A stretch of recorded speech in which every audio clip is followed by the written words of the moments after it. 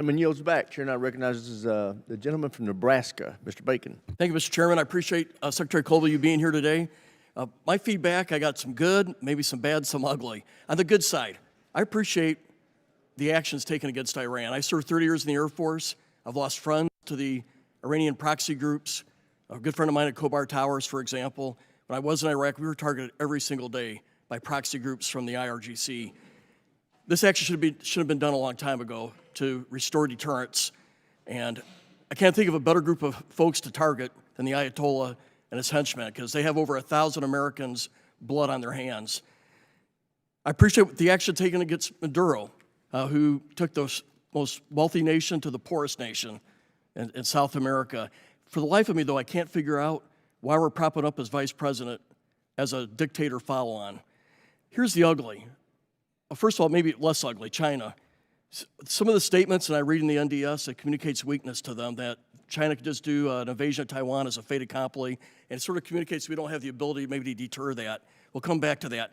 But this is what really steams me. The administration, writ large, starting with the president on down, communicates weakness when it comes to Russia. Why does this administration, and this is rhetorical, I'll get to my first question, but I can't figure out why the president treats Zelensky in Ukraine more harsh than he does Putin, who's the invader, who's bombing cities every night. He treats Putin with velvet gloves, but he gives Zelensky the old boxing glove treatment, and I don't get it. There's like a moral blindness in this administration when it comes to Russia. And you see it in the NDS with one line on Russia, one line. A whole page is on Europe, and attacking Europe or criticizing Europe, and one sentence on Russia. It just bothers me. When I read the NDS, and I'm a history guy, and I've read the previous NDSs here, and as a general and colonel, I read the ones going farther back. This reads a lot like 1890s national security strategy. Western Hemisphere, spheres of influence, homeland security, as if we never fought a world war. It's as if we never had the Cold War. It's as if we never had the war on terror where we had allies fighting with us in Iraq and Afghanistan. So I'll get to my first question. In the NDS, it does say there has to be clear accountability. Incentives work will be a critical part of our alliance. We will prioritize cooperation with model allies, those spending what they need to do and doing more against regional threats with critical but limited U.S. support. I can't figure out why the Pentagon said they didn't want to do the Baltic Security Initiative and also talk about withdrawing forces out of the Baltics when they lead the way. They have the highest level of defense spending. So why not be stronger for our Baltic friends? Well, sir, I've seen your commentary, and one thing I must say I appreciate today is I think you rightly recognize this as part of from the President and the Secretary on down. We all are thinking the same way, and so it's a total myth that we're not aligned with the President. I appreciate that your point and your questions, like Congressman Khanna's, they're straightforward. So I'll grapple with them in the same spirit that you offered, and I'm happy to come talk.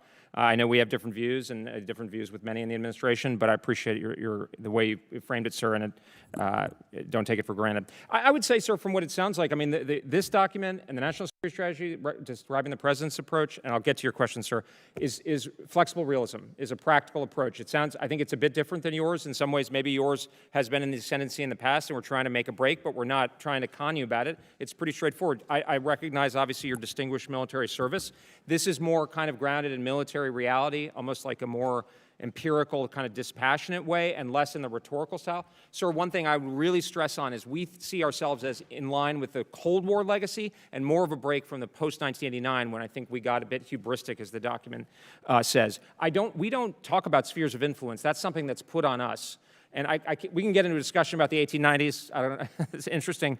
On Baltic Security Initiative, let me get back to you we are not trying to punish the Baltic states. The President has been clear that our wealthy allies should be prepared to step up. We're looking at this all in a pragmatic way, with generally trying to get Europe moving in the same direction. Just as your predecessor, sir, said about China, the goal with Russia is to avoid a war while we're, and to Mr. Turner's point about protecting NATO, but we got to do it in a militarily realistic way, and you know this very well, sir. So my opinion is if Ukraine prevails, our world is a much darker, worse place. We're going to be spending a lot more money. We should be doing more in Eastern Europe, particularly helping out Ukraine right now with weapons, sanctions, but the President does not communicate that, and it's really, I think it's his biggest failure right now, because you look at every poll, you look at 30 different issues, Ukraine polls second worst or the worst in every poll, and it's because he communicates weakness. I hope you take that back to the president and the White House. Thank you. Jim's time's expired. Chair now recognizes the gentleman from Massachusetts, Mr.